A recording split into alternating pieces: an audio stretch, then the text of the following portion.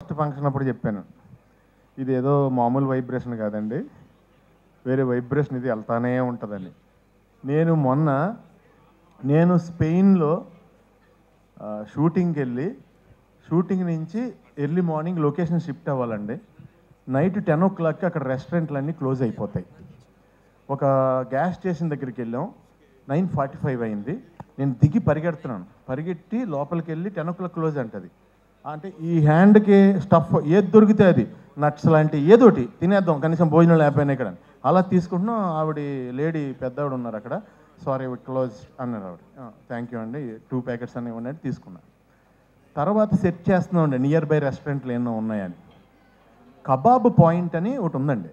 Kebab point అంటే కనుక మన ఇండియన్ రెస్టారెంట్ అని అనుకుని అక్కడ కబాబ్ పాయింట్ దగ్గరికి వెళ్ళామండి. బయట కొంతమంది కట్టేసి కబాబ్ పాయింట్ క్లోజ్ చేసి midnight స్పెయిన్లో 2 o'clockకి బయట నుంచుని వాళ్ళు అక్కడ నుంచుని సిగరెట్లు కాలుస్తున్నారంటే ఆ వాండర్ తాలూకు 2 brothers, లోపల ఒక బ్రదర్ ఉన్నాడు, పెద్ద బ్రదరు. మేము వెళ్ళాం, దిగాం. ఇలా వెనకాల డైరెక్షన్ డిపార్ట్మెంట్ ఒక వెహికల్, మాది ఒక వెహికల్. దిగ్గానే అతను ఇలా చూశాడు నన్ను.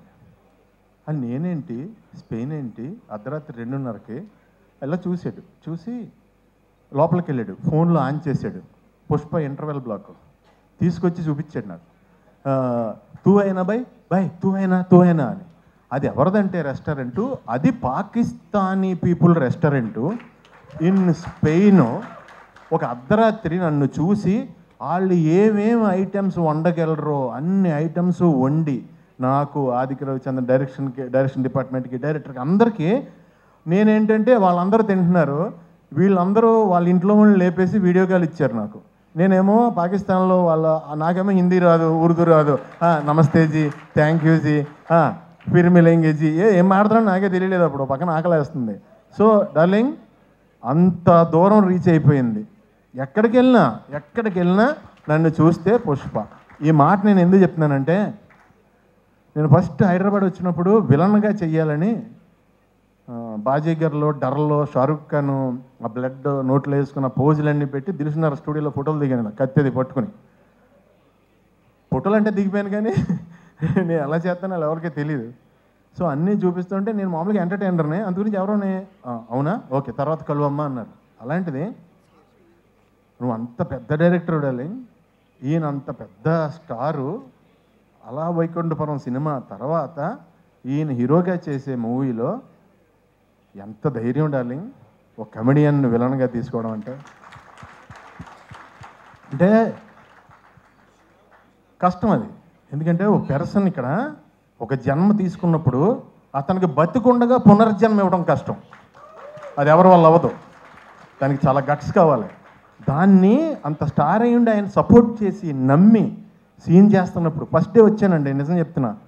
మొత్తం ఆ స్లాంగ్, నేను నా స్లాంగ్ తప్ప ఇంక వేరే స్లాంగ్ ఎప్పుడు మాట్లాడలేదు లైఫ్లో. అసలు వచ్చి మాట్లాడుతుంటే నేను పంబులు అయిపోయి కంగారు పడిపోయాను. ఎంతో సపోర్ట్ చేసి బన్నీ గారు అన్నారు లేదండి అని, మనం ఇలా సాగదీస్తాం ఇక్కడ లాస్ట్లో, ఇక్కడ అలా కాదండి, ఫస్ట్ సాగదీసి లాస్ట్లో కట్ చేస్తాం, ఇది అంటే చాలా సింపుల్గా నాకు ఒక సూత్రం చెప్పి, నేను ఇంకా మీరు డైలాగ్ పట్టించుకోవద్దండి మీరు చేయండి అంటే, నా ఫస్ట్ టైం, నా ఏజ్ కంటే పెద్ద క్యారెక్టర్, నేను ఎప్పుడు అలాంటివి చేయలేదు.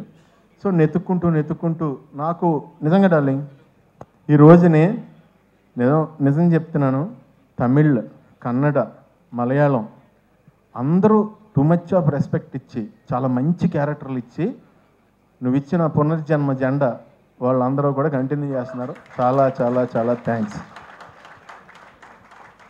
ఒక్క మాటలో అంటే మీకు బన్నీ గారు, మీ కష్టం ఎంత ఉంటుందంటే, దేవుడు వచ్చి బాబు ఇంకొద్దు నేను ఇచ్చేస్తున్నా, ఇంక కష్టపడొద్దు ప్లీజ్, అంత కష్టం అండి బాబు, అంత కష్టం అండి బాబు. ఎందుకంటే కష్టానికి ఇంకా జాతకం ఏం ఉండమంటండి, కష్టానికి సచ్చినట్టు నేచర్ ఇచ్చి తీరాలంట.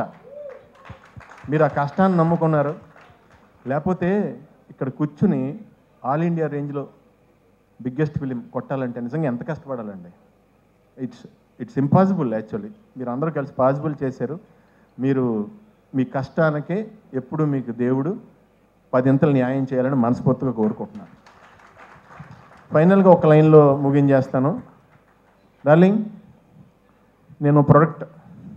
నేను లోకల్ ప్రొడక్ట్ దానికి ఒక ముద్ర వేసి దాన్ని ఎక్స్పోర్ట్ క్వాలిటీ ప్రొడక్ట్ చేసావు డార్లింగ్. I'm exporting now. చాలా హ్యాపీగా ఉంది. రకరకాల క్యారెక్టర్లు, వెరైటీ క్యారెక్టర్లు చేస్తుంటే ఫస్ట్ ఆర్టిస్ట్గా మార్నింగ్ లొకేషన్కి వెళ్ళగానే ఎంతో హ్యాపీగా ఫీల్ అవుతున్నాను. చాలా thanks darling. Thank you sir Bunny గారు. Thank you so much. Wishing you all success forever forever forever darling.